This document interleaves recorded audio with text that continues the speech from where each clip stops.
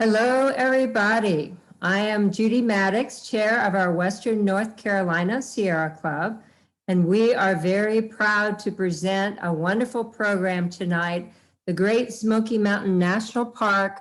There are two programs, one, Hikes for Healing, and second, the African American Experience.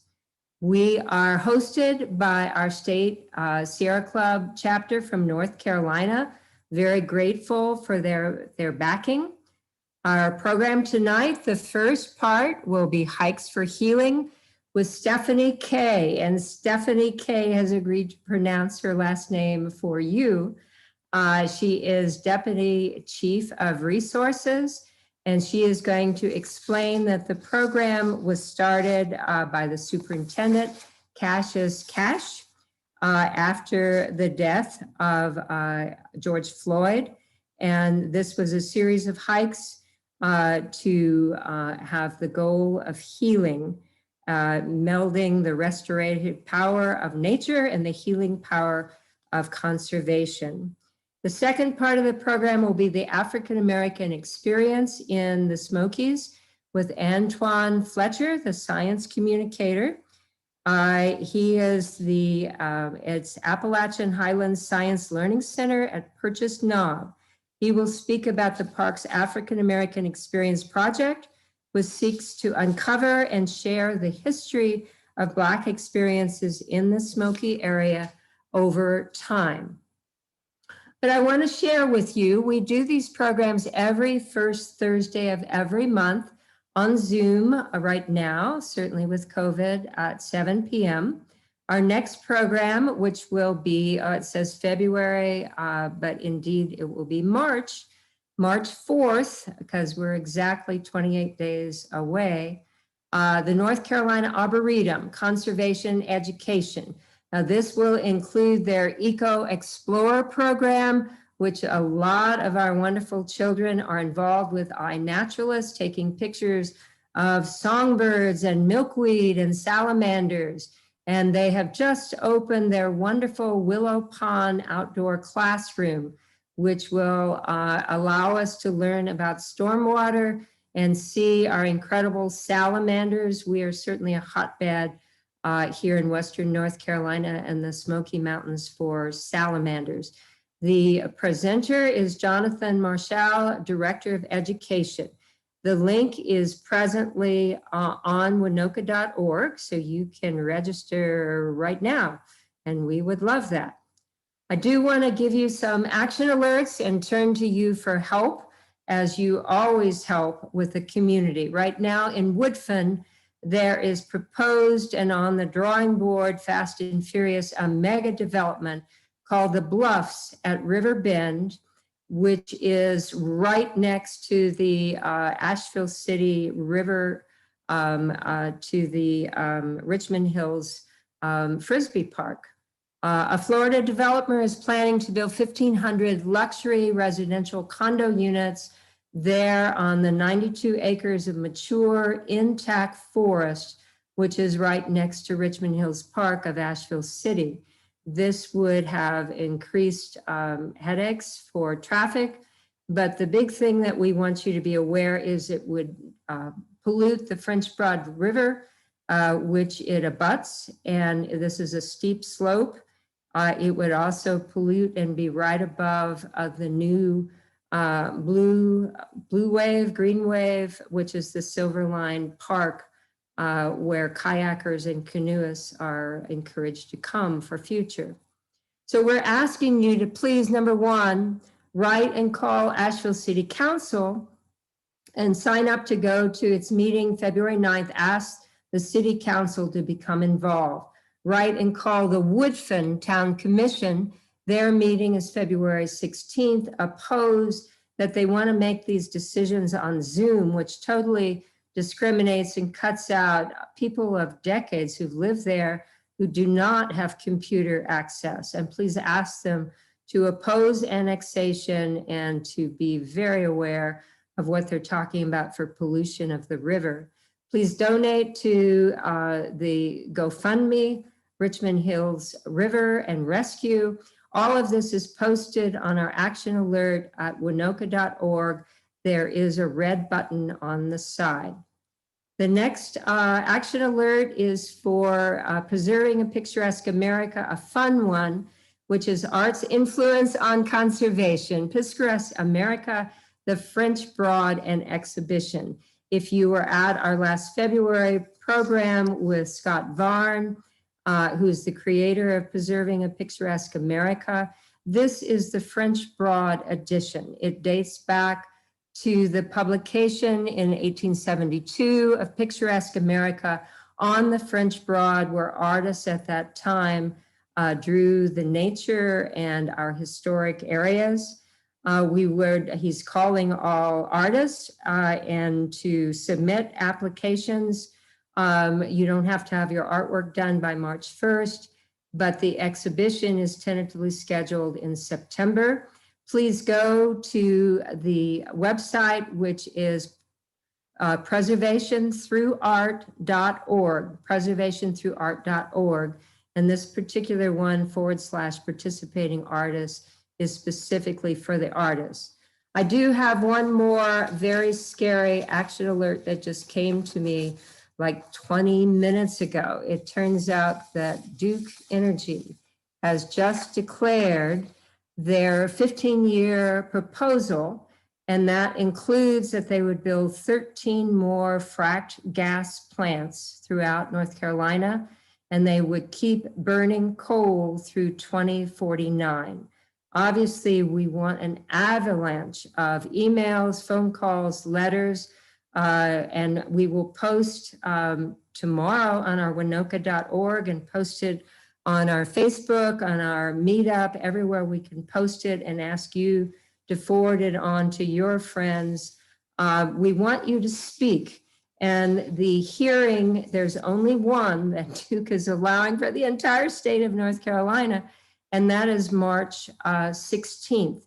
We would like you to sign up now, because if they only have 60 spots, and if we fill up those 60 spots, hopefully they will encourage more hearings for the public. So we will post that and be aware. Now I want to turn to our wonderful program, the Great Smoky Mountains National Park, Hikes for Healing and the African American Experience. As you have questions, please put them in the question and answer, not the chat. Do not try to raise your hand, and I will read the questions. First of all, I want to introduce Stephanie Kay, who will present her program on Hikes for Healing. Welcome, Stephanie. Thank you so much, Judy. I'll go ahead and bring up my slides now. Oh, I think you need to stop sharing and then I can start sharing. There we go.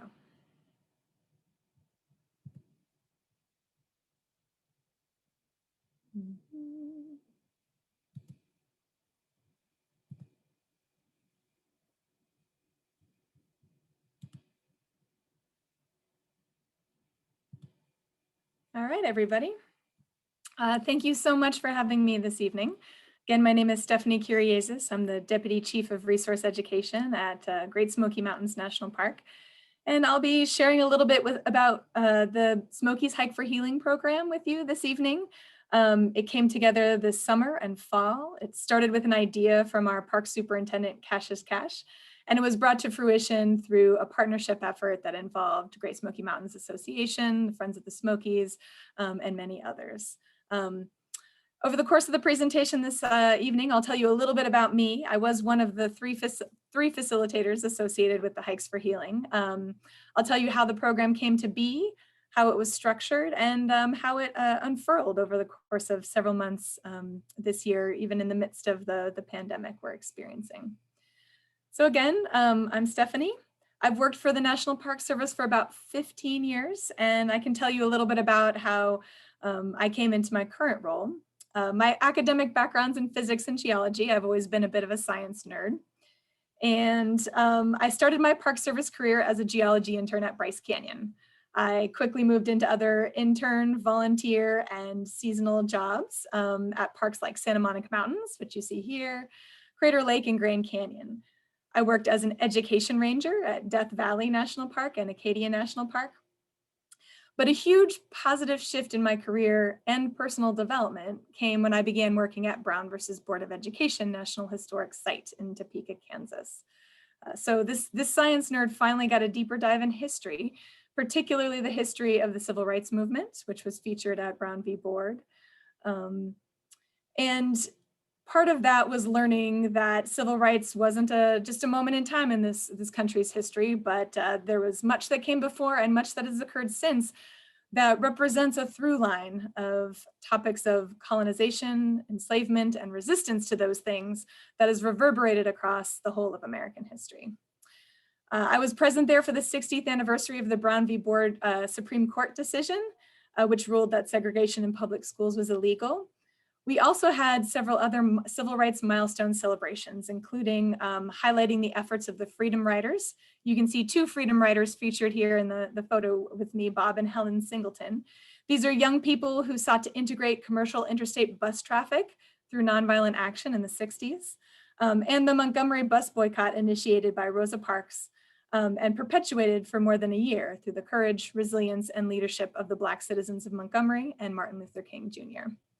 And even though we were in Topeka, Kansas and not Montgomery, Alabama, the local bus company and many other partners decided to celebrate that milestone. Something I really love about working for the National Park Service is the opportunity to work at the intersection of nature and culture, where geologic time and ecological principles meet human history in beautiful, challenging, and compelling landscapes. So I was thrilled when in mid-2020, I was hired to work at the Smokies, which is an incredibly compelling landscape. And I arrived at an incredibly challenging and compelling time. It was the middle of a global pandemic, but shortly after the nation, witnessing the brutal murders of George Floyd, Ahmaud Arbery, Breonna Taylor, three folks in a long line of Black deaths, erupted into weeks of protests that provoked public reckonings and private self-reflection about racism in America. So this historic moment led our superintendent, Cassius Cash, to ponder how he might use his leadership role and his experience as a Black man and the son of a police officer to benefit the national conversation that was taking place around race. So Cash came up with a plan to use the restorative environs of Great Smoky Mountains National Park as the setting for thought-provoking conversations, trying to create an open, brave, and curious space for strangers to come together on a series of 8 hikes. Each would feature 8 to 12 diverse participants who, although they would start as strangers, would hopefully, through this shared experience, create bonds that would extend beyond the day of the hike and carry forward momentum of these conversations into their everyday lives. You can see some scenes from the hikes here. Cash selected 3 facilitators to host these conversations. In addition to myself, there is Marisol Jimenez, who you see on the left, whose company Tepeyac Consulting focuses on strategic equity work in North Carolina, as well as David Lamfrom, who you see on the right, who is the Vice President of Regional Programs for the National Parks Conservation Association, and who has catalyzed equity work within the national leadership team of that nonprofit. Each of us took a slightly different approach to hosting these hikes, but there were a lot of common elements that we each covered in our own way, and I want to share some of those with you. So each hike started with opportunities for interpersonal connection. When it comes to breaking down racial barriers, a lot of the applicants talked about how, especially white folks, they may not have very many opportunities to engage with people of color. And so we usually started with a series of icebreakers and getting to know you activities that help people see their shared humanity, some of the casual everyday things they might have in common. Every single hike went over the paradox of race. So this is the idea that there is no biological basis for race. There are actually more genetic differences within people of the same races than there are necessarily between people of different races. And yet, race exists as a social construct that has real impactful implications in everyday life. And so it's not okay to say, well, you know, it's a biological construct. It's not a biological construct. We can just ignore it. It's got real implications. All of the hikes also spent a period of time discussing historic examples of structural racism to demonstrate that there are forces beyond individual people's choices that come into play around racism in society. And in my particular hike, I focused on 20th century examples. I think most folks are familiar with how slavery and colonization have been massive impacts on American history, but a lot of folks don't recognize that laws, policies, and practices where racism was codified and reinforced in society perpetuated well into the 20th century. And that includes in national parks. So I tried to incorporate primary sources into my hikes. So we had photographs and written examples of these laws and policies in action. So here you see a historic photograph from Shenandoah National Park, featuring a section of the park that was segregated for African-American visitors only up until the 1940s. On the left here, you can see a photograph from Death Valley National Park. Death Valley is the traditional homeland of the Timbisha Shoshone people. They've lived there since time immemorial, and the federal government did establish a reservation for them within the boundaries of the national park. They continue to practice many of their traditional lifeways, including cyclic nomadicity, where in the hot summer days when it would get to be 120 degrees in the valley, they would travel up to the slopes of the mountain at 10,000 feet and gather pinyon pine nuts. And then in the winter, return to the valley where they lived in adobe dwellings. Now, the Park Service tried to remove the Timbisha from the area by, during one of those winter cycles, coming in and actually destroying their adobe houses by spraying them down with high pressure water hoses. And this happened in the late 1950s in Death Valley National Park. We talk about a number of other 20th century examples of structural racism in housing, in the halls of Congress, in education, in the legal definitions of race that existed in different states, as well as examples of racism in veterans benefits. So other common elements that each of the facilitators shared, the idea of individual versus institutional racism, that every single person can make choices to perpetuate racist or anti-racist actions, but there are these elements that are built into society that exist on a scale beyond what any one person's individual choices can directly impact, but that collectively institutions can be changed because they are made of individuals. We talked about the difference between equality, everybody getting exactly the same thing, versus equity, you know, everybody getting what they need. And a big portion was dedicated to Cash's personal story of a Black man who fell in love with outdoor recreation and became a forester. He worked for the National Forest Service, the US Forest Service, for many years. He's existed in a realm that is a very white career field for a very long time. He comes from a family where his brother and his father are police. And so in this moment of tension in the country, when it seemed that, you know, police and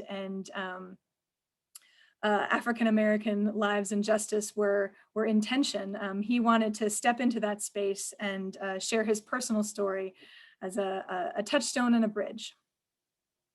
And then in my particular hikes, I also tried to invite the participants to think about what institutions they belong to and how they could enact positive change in those institutions when it comes to issues of race and racism. And also to journal a little bit about what their personal next steps might be. You know, everybody on the hike was in a different place in their journey and vis-a-vis each other, but we hope that some of the connections that happened through the hikes would enable people to get together and create collective action in addition to those individual personal next steps. So who came on these hikes? We had pretty close to 300 people apply for just 80 spots. And we had folks who come from corporate America. We had folks who represented university, who worked for nonprofits, who were educators, lawyers, retirees, from all walks of life. And in terms of identities, we had folks who identified as Black, white, Latinx, New Americans, so folks who had emigrated to this country, Christian, Jewish, Buddhist, LGBTQ, and probably many other identities that folks did not share openly as part of their getting to know you sessions.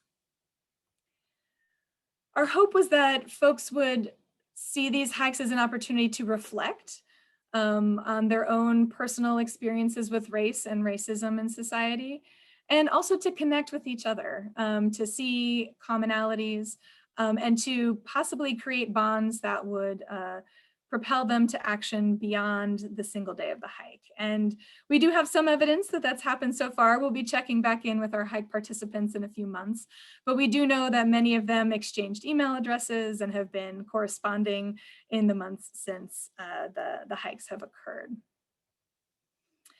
There were also moments of accomplishment and joy. Here you see our Superintendent Cash giving a challenge coin to one of the participants who had a hard time on the hike, but she showed a lot of grit and determination, and she made it, and just brought an incredible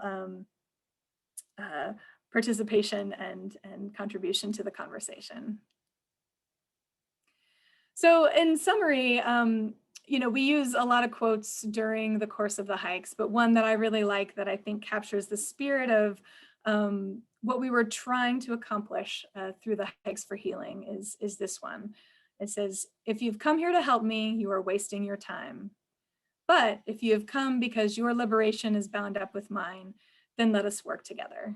And this quote comes from an Aboriginal activist collective from 1970s Queensland, Australia. And the idea is that nobody needs to save anybody else, but if we recognize how closely we're tied together, we can do good work together to create liberation for everybody. So if Smokies Hike for Healing emphasized the power of places to heal, another project hosted at the Smoky seeks to explore the relationship between landscape and history and the dynamics between the Black folks who have lived, loved, created, and worked in Appalachia for hundreds of years, and the many other people who call these hills home. And so the person who's going to share a little bit about the African American Experience Project with you is Antoine Fletcher, who is our Science Communicator. And as a Science Communicator, he gets to communicate about both natural and cultural sciences at the park. So he's the lead for this project now, and I'll pass it on to Antoine.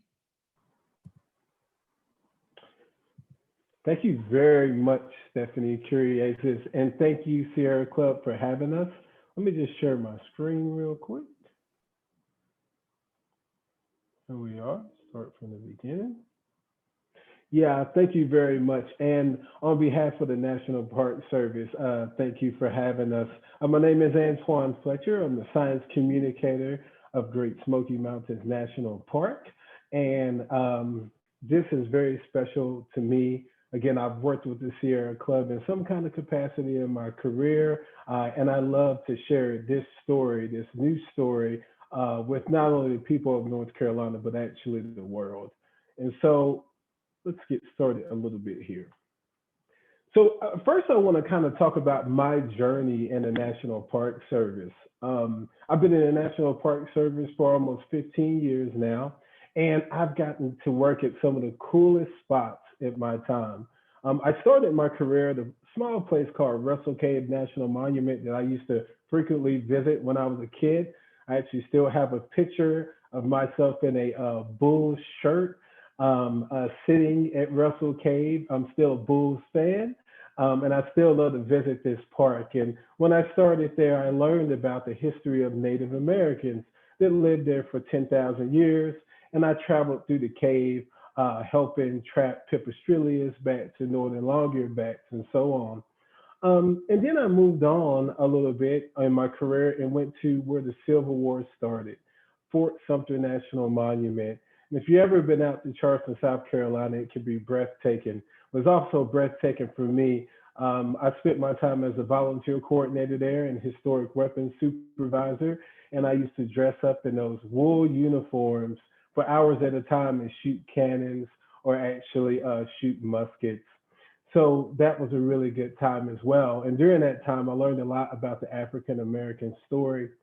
And then I meandered down to Waco, Texas, where I was at Waco Mammoth National Monument. And we taught people about Columbian mammoths, which are larger than the woolly mammoths that we know about. And it was a great experience. And then I moved on to Lyndon B. Johnson National Historical Park. And Lyndon B. Johnson was amazing. I could walk through the Texas White House where President Johnson lived and really did a lot of his business. And I could just hear the laws and policies that he came up with. And I could sit under one of the large oak trees, the live oak trees, and just think about what he went through during his presidency. So I've had such an amazing career in the National Park Service. But then it's the Great Smoky Mountains. I came here in August, but to be honest with you, I'm from Northeast Alabama. So I've spent a lot of time just going through these mountains and just experiencing it. And some of the things I love to do is hike. So I've definitely encountered the synchronized fireflies out at the park and love to watch people trout fishing. Also, I love the waterfalls in the park. And I'm sure you guys have experienced the park in so many different ways. But not only do people experience the park in a natural way, but as Stephanie was saying, that cultural boundary, right? And so when you come to the park, the first thing you want to see on the cultural side is the Appalachian culture. And you hear about this throughout not only the United States, but the world. And I love this picture because it definitely shows what Appalachian culture is. This is a picture, very circa 1920, in Elkmont Post Office. And this is on the Tennessee side of the park. And if you're just looking at this, you can see that these people are the salt of the earth people that's living there. They have family members that died there. And a lot of times when people come to the park or when they leave the park, this is what they remember. And if they don't remember the early white settlers of Appalachian in this park, they also remember the Native American culture, the Eastern Band of Cherokee that they run into in Cherokee, North Carolina, but also they learn their stories throughout the park, our museums, if they're traveling in the cities around the park. But then we have to ask ourselves, what about the untold stories of Great Smoky Mountains National Park? And, you know, I've been coming to the park for quite some time, and I look for these African American stories. And usually I don't find them too often. And I love this picture because this picture tells a lot about African Americans that lived in the Smokies just by looking at them. A picture is worth 1,000 words. And this is the reason why this experience is so important. Because as I just showed you, each experience, whether you're learning about the early white settlers, the Native Americans, and now the African Americans, is really important to the overall story of Great Smoky Mountains National Park. So what do we do about this? Well, in 2018, the park began the African American experience. And we're looking at a couple of things. But as far as our timeline, we're backing back up to 1619 into our current time because we're still learning stories from the descendants of these people that live in and outside of the Smokies. And when I say outside, we're going all the way out to Asheville, Knoxville, Sevierville, all of these different places. So it's not just deep in the Smokies, but these roots go outside of the Smokies as well. And we're looking at those stories, some that we'll touch on today. Also, those artifacts that was left behind by these people, the policies that Stephanie was talking about, such as the Fugitive Slave Act, Mill Acts that affected these people for quite some time. and also the oral histories. The oral histories are so important to learn about these people from their descendants. And also, what's really important with this program is we're engaging the community. And we're engaging our neighboring communities all around the Smokies. We're working with the Friends of the Smokies and Great Smoky Mountains Association, or our park partners. We're working with universities to educate people about this program. And also, we're working with National Park Service youth programs such as Greening Youth, which is a program that helps African American students that's in college internship in roles like research assistant, which we have right now. So we're fostering stewardship. What I wanted to do is show you guys a map of the Smokies and also some of the areas that we're researching. As you know, the Smokies is over 800 square miles. It's a very large park, and it's in Tennessee and North Carolina. But as I said before, we're going to be looking at stories south of the park, just in Cherokee or Bryson City. We're going to be talking about stories during this experience when it comes to Maggie Valley and Waynesville, Cantler, Asheville, and just to the west of the park, Knoxville, Alcoa, Maryville, Fontana Dam, and to the north of the park, Cosby, Hartford, Newport. There's stories all through these mountains that we will be sharing with you as we learn more about the African American experience. Also want to kind of share a timeline to help you understand it a little bit better. We'll go in depth. We're going to talk about slavery and cemeteries, slavery in North Carolina and Tennessee a little bit. Also, we're going to talk about what the cemeteries can tell us, not only in the past, but today. We're going to talk about African Americans and the Civil War, especially here in the Smokies. We're going to talk about love and labor in the mountains. We're going to talk about building equity, as Stephanie was talking about earlier, and contemporary Black lives in Appalachia, because remember, we're still conducting oral histories and learning about the current African American residents in and outside the Smokies. So let's start with this slavery in Tennessee and North Carolina. When you think about the park, let's think about slavery when it comes to the mountain sense. Throughout Tennessee and North Carolina, slaves would be trickled in, especially from places like Charleston, South Carolina, the ports of North Carolina, things such as that nature. And at one time, Tennessee's population was 25% enslaved prior to the Civil War. And what we're noticing with slavery in the Smokies area of the park is that it was a little bit slower to start. What you would see is because you couldn't grow crops as well, such as tobacco, cotton, and so on, it was a little bit more difficult to, I wouldn't say difficult, but it took a little bit more time to climax like its counterpart or sister state, South Carolina, which had at one time almost 45% enslaved people. And when we look at the research that we're doing, it kind of backs this up. As we move in, we've been doing this research through the slave schedules of the 1860s. And starting with North Carolina, places like Jackson County and Hayward County, which is west of the park, Buncombe County, which is currently Asheville, and Cherokee County, usually had, for the most part, from 300 slaves in Buncombe County, 1,700, quite a bit. And as you know, with Asheville being a city, more slaves were brought in at that time. And on the Tennessee side, in that very those mountainous communities, places like Blount County, Sevier County, and Coke County, what we found out so far, we had about 80 people that were enslaved according to the slave schedules of 1860s. And again, this is that mountainous terrain that's hard to grow things on. And so we didn't find a lot of evidence as much as we want to, but we're still continuing to dig.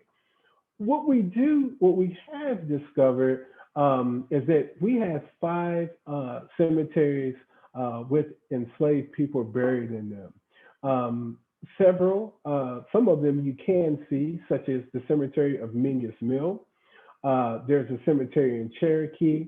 Also, we have cemeteries in Tennessee or Meigs Mountain and Higdon, which is a little bit more tougher to get to. And when you look at these cemeteries, let's think about the current day. A lot of times with cemeteries and headstones, for your family, you may put quotes on there. We know when the person lived, we know when they died. They may even be buried with something. In this case, when it came to the mountains, both Black and white folk in this area, they did not usually have headstones or put things on their headstones. And you're seeing a picture of the Enlow Slave Cemetery, which is at Mingus Mill. We believe that there's 5 slaves that was buried here, and the last burial being in the 1860s. And you have to think about this and say, okay, what can the numbers of slavery back then and then these cemeteries tell us about these people that was here so long ago? We don't have any primary sources or documents that was left behind when it comes to these cemeteries, and we haven't found any that's primary sources from the actual slaves. So what does it tell us? Well, a couple of things here. The main thing is that if you're looking at the how culture changes and what we keep the same, when you do go to Mingus Mill and you visit this cemetery, it's just up the hill, maybe 100 yards, and you'll see a couple of headstones. From the past, you still don't see these headstones don't have names on them or anything else. But in the present time, people are beginning to leave things. They're beginning to leave pennies. And I when I was researching, I'm like, why are people leaving these pennies? What is going on here? And with some of my research, I've learned that in African American culture, years and years ago, people left pennies in order for the afterlife. And so, although these people were buried here in the 1860s, there's still people coming here and paying homage and almost listening to these people's voices without anything being written down. As we move on, we think about African Americans in the mountains during the Civil War. And as most of you may know, in May of 1861, both North Carolina and Tennessee left the Union with Texas, South Carolina, and so on. And you have to think about what was life like for African Americans in the mountains at the time. We do know that there were free people of color in the area. We do know that there were enslaved people in the area. But you have to ask the question, if you were African American, what would you do during the Civil War? What side would you take? Well, we know in the mountain life was different. In the mountains, there were plenty of abolitionists, plenty of people that did not quite believe in slavery, and there were Southern sympathizers as well. And so as we were digging a little bit deeper, what we discovered is there were African Americans that actually joined or enlisted into the Civil War. And these African Americans not only came from places like Jackson and Hayward County, but other counties around. And they didn't just dig trenches or anything like that. They actually were cannoneers, or they worked in artillery. So they fired the large cannons. So they made a huge change in a war. And this picture that you see here is of the 54th Massachusetts. And as we've been researching, we've been trying to find out if there were enslaved people or people that enlisted into the Civil War that fought at Battery Wagner or fought with the 54th Massachusetts.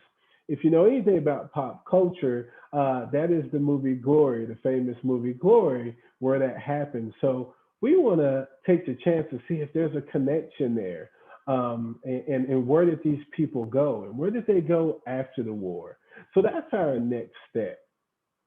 Now, as we move on, I want to kind of talk a little bit more personal with you and talk about just love in general before we dive into love in the Smokies.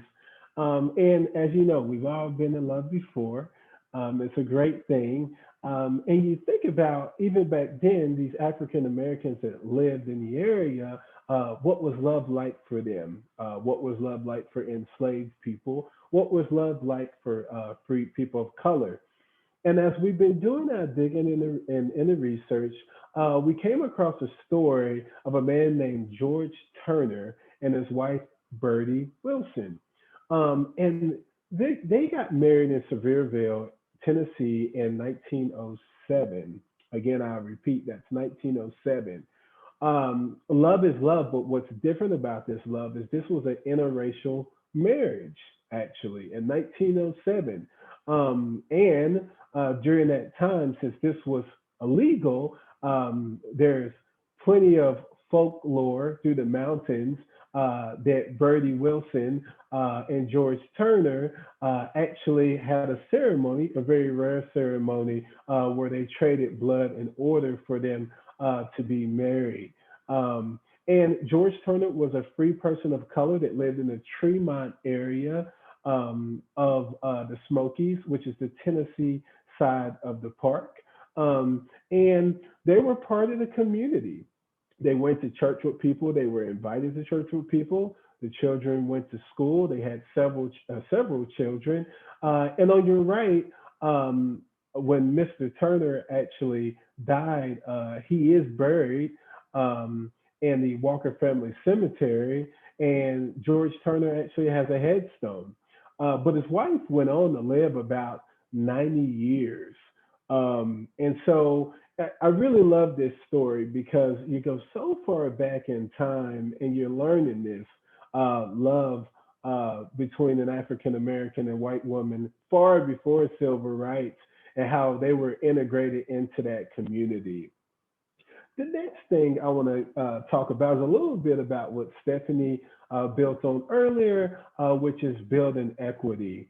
And so what we've been doing also during this project, we've been conducting oral histories. And these oral histories have been with different African American descendants or African Americans that worked or lived in the Smokies. And as we've been doing our research, we've been learning about how African Americans really built generational wealth. And they did that through the Sunburst Logging Company, which existed from 1905 to 1925. And eventually Sunburst turned into Champion Fiber.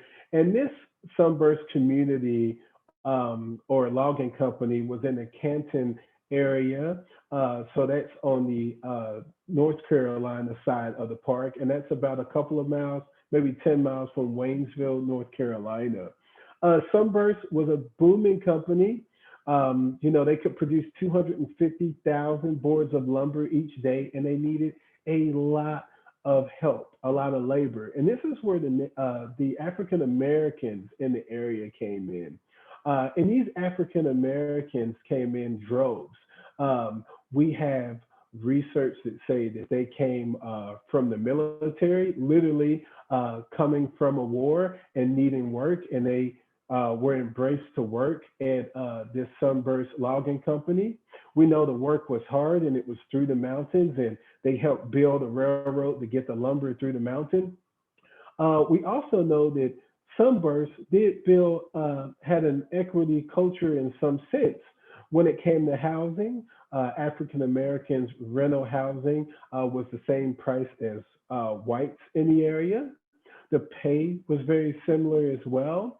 And because of this, these people really had a connection with the Sunburst Company. Now, again, that Sunburst Logging Company turned into Champion Fiber, and it was disbanded. But after talking to a couple of African Americans still living today, they still have a connection with this place.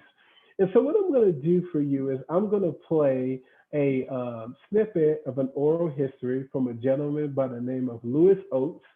I conducted this interview about a month ago, and Louis and I were still talking today. And he had two grandparents that lived and worked in the Sunburst area, and he still frequently visits today. He wants to take me out there and show me Sunburst because he has such a connection. And before I play this audio for you, I asked Louis, how did the Smokies and how did Sunburst make him feel? And just to paraphrase it, you're going to hear him talk about the knobs. You're going to hear him talking about the sun coming up. And you're just going to hear how much love he is with this area. So I'm going to play this audio for you.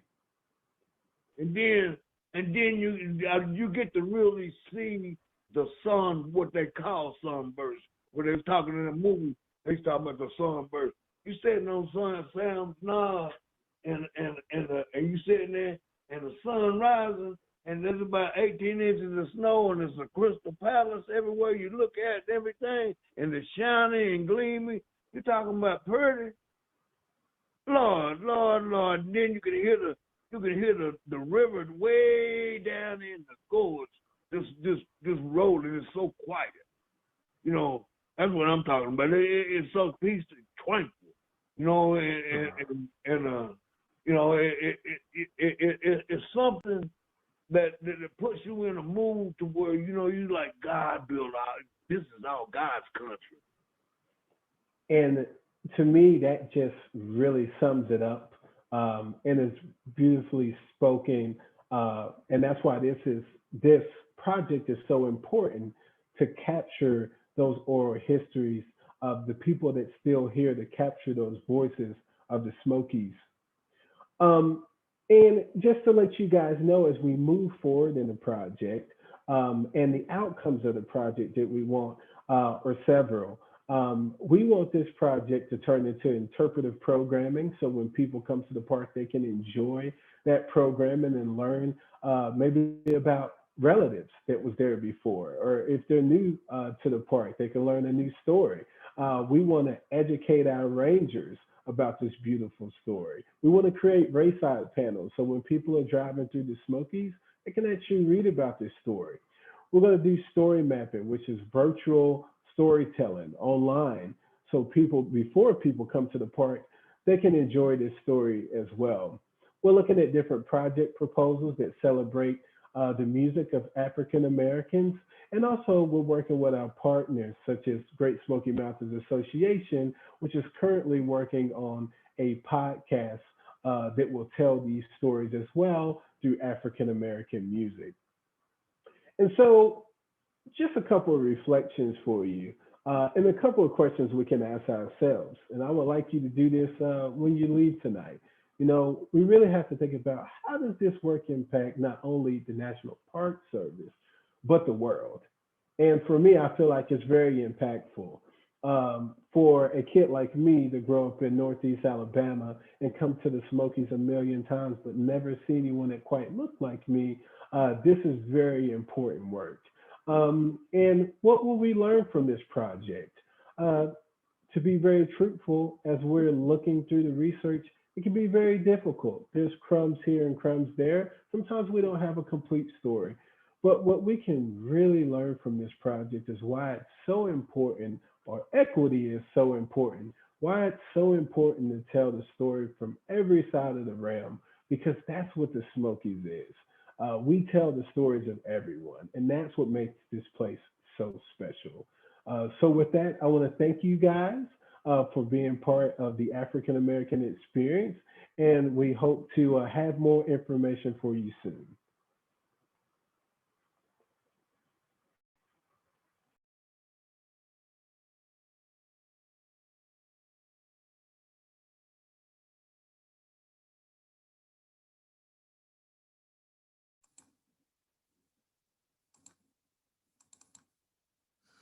Well, we want to thank both Stephanie and Antoine. That was fantastic. And here are their contacts if you would like to write to them. And Anthony and Stephanie, if you both will light up your screens. So we have a couple of questions and comments, and a number of you wrote in the chat, but if you would please write your questions or your inquiries into the Q&A, I would appreciate it. So some of the questions to begin with, what are the ways that you are going to share the oral histories and other information with the public? And are you thinking of any events for schools, for the public in general? So either one of you or both of you, if I'd like to answer that. Sure, I can start. Yes, so we are going to definitely, we got a couple of angles that we want to use the oral histories for. Oral histories are very important to me because, as you can see, it just makes you shiver. It really makes you think. So one thing we would like to do as we're building our website up, we want to take those oral histories and share them not only through social media, but hopefully we can also do podcasts and we can put those out. We can get those to the public as we go. It does take amount of editing to do that. But we're hoping that by the next, by the end of this year, that there's a lot more products that people can put their hands on, such as the oral histories. The other thing when it comes to interpretive programming, which Stephanie can definitely step up to this, but I can just say a little bit, when it comes to the interpretive programming for people, I can envision, I've done a lot of distance learning in my career, so I can envision distance learning where, we can, like we're Zooming tonight, we can talk to thousands of students about this that can't get out to the park. I envision place-based learning where we visit one of these cemeteries or we visit a spot in the park where the Turners live and talk about the homestead there. So there's plenty of angles that we can go, and all, any suggestions are welcome. Stephanie, would you like to tackle that as well? Sure. No, I think you're spot on, Antoine. You've really elaborated on some of the many ways we hope to share these stories moving forward. A few other things. The Smokies gets 12 million visitors a year, and only a couple million of them pass through our visitor centers, or only a few 100,000 maybe attend a ranger program. Of course, right now nobody's attending ranger programs because of the pandemic. But when we circle back to that, we want opportunities for folks to encounter these stories in the landscape, and so we'll definitely be looking at waysides, as Antoine pointed out. So signs that are located in places where it may be hard to discern the traces of history that are there, but these stories are embedded in the landscape, and so we'll want people to be able to encounter those there. We hope eventually, the park is known for many events that celebrate Appalachian culture, and we definitely want to move towards having events that specifically celebrate Black Appalachian culture, whether it be in folkways or music. That may be a few years down the line, but it's certainly in the works. And also to go out into adjoining communities as opportunities for African American folks who live in these areas to connect with this history and maybe even trace some of their lineage to these folks who call the mountains home or called the mountains home. So. Well, a number of people have asked, are there going to be more hikes for healing? At this point, we do not have any planned. 8 hikes were originally scheduled, 6 went. A couple of them got canceled due to very poor weather. It's no fun to talk about anything, and especially, emotionally challenging topics like race when it's 20 degrees outside or when there's snow on the ground. So at this point, we think the initiative is complete, but that doesn't mean that there won't be other opportunities in the future. And I do want to share with you guys the website for Smokies Hike for Healing, www.smokieshikesforhealing. I spelled that wrong, .org, is a resource. Marisol Jimenez, one of the facilitators who's, facilitates these kinds of conversations professionally, put together a guide for independently led hikes. And so if anybody was eager to get together a group of their friends or to invite a group of strangers to embark on one of these hikes, she has shared definitions, questions that you can ask, group norms that you can establish to create brave space. So I'd encourage folks who might want to get out and feel the healing power of nature as they have conversations about this to check that out. She also has shared with us a number of websites dedicated to organizations that are run by folks of color who are focused on making the outdoors more inclusive. And so under that additional resources screen, you can see that as well. So it's another great resource. I think I saw that a couple of folks were asking about the youth program. So Antoine has a intern right now through the Greening Youth Foundation. And Antoine, do you want to say a little bit about Atalaya? Or? Sure. Yeah, it's great. So yeah, Atalaya is our new intern.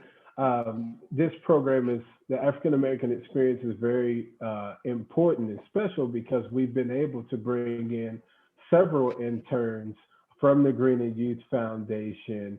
And again, this foundation really gives an opportunity for African Americans, bachelor degrees, working on their graduate degrees, to come to places like the Smokies where they may have not came before. Atalaya is our research assistant. So what she's doing is she's going to be doing a little bit of this of what Stephanie K and I are doing tonight, just working with the community. She's also doing a lot of research right now on the music side of things, and gathering pictures, and she'll be helping with oral histories. But she has a great background. Maybe you guys will meet her one day. She is inspiring to be a curator one day, and she got her master's in Europe. So she's a rock star, and we love to have her. So if you definitely want to know more about the Greening Youth Foundation, it's up there. Stephanie K has it up there, and it's a great organization for those kids. Antoine, there's a question if you would be available to lead some guided hikes or to have conversations with folk. Yeah, I think we're definitely getting there, and this all of my boss Stephanie, but I think we're definitely getting there, and that's the goal, and that's why I brought up Mingus Mill. It holds a special place in my heart. I was telling Stephanie, if you haven't been to Mingus Mill before, it's beautiful. The history is great, and this graveyard again is 100 yards, if that, into the woods, and a lot of people pass it. So our idea eventually is to, lead programs, definitely have some programs there, and some facilitated dialogue, maybe that's close to the Hikes for Healing, where we can talk about this project and, race relations or whatever else comes about.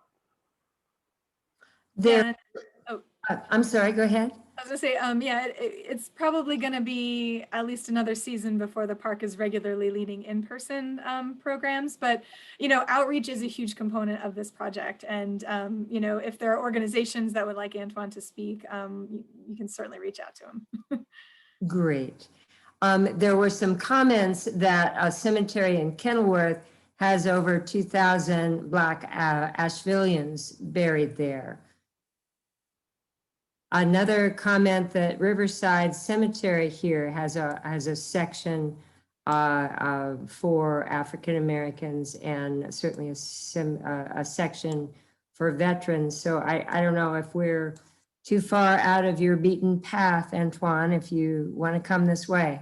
No, not as well. I actually live in Kenilworth, so so I'm here. I tell you what, Judy, if you can, I'm taking notes, but thank you guys for those comments, and if you could take note of that or send that in an email, Judy, then I would like to follow up and kind of do a little research into that. I will connect you with Sarah Duffer, who wrote that, who could could answer that. Another question about the GY Foundation in Haywood County. Our Climate Action Coalition under Haywood Waterways started a youth conservation corps under the umbrella of Haywood Waterways. And there's grants and 2 interns for mending and building stream recollection, to reclaim streams. So I don't know, there's also GrowWise. So there are a number of organizations, people are pouring in to say they would like to connect with you. Yeah, and Greening Youth is an organization, they work with the National Park Service, but I believe they work with other organizations as well. So if folks are interested in connecting with young people through Greening Youth, you know, for internships, you know, I'd encourage you to check them out. Great. I do want to answer this question. For me, there is a recording for this program. So yay team, I didn't tell you that. We will take probably a week or 2 to get it posted, but it will be posted on winoka.org. And I'm hoping you would be able to use it at your local school. And the 2 of you have been congratulated over and over and over again at every comment. They especially wanted you, Antoine, if you can, to forward on to Mr. Oates that chilling bumps were experienced. So a wonderful, wonderful recording. So thank you to both of you. It was a very inspiring and beautiful program. So thank you, and wishing everyone a very good evening. So good night. Thank you for Thank having you us. guys. Absolutely.